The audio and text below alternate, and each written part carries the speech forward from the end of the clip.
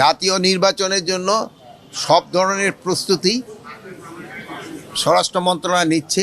বিজিবিও আপনারা দেখছেন জাতীয় নির্বাচনের জন্য তারা সব ধরনের প্রস্তুতি তারা নিচ্ছে। প্রায় 35,000 সদস্য এই ইলেকশনের সময় নিয়োজিত থাকবে এবং যে 2-4টা যে অস্ত্রতে ঢুকতেছে না তা না, এবং ঢুকতেছে এবং এইগুলি কিন্তু ধরা হচ্ছে। ডেইলি দেখবেন যে ধরা হচ্ছে, এই 1-2টা করে কিন্তু ডেইলি, একদিন 5টা বিদেশি পিস্তলও কিন্তু ধরা হয়েছে।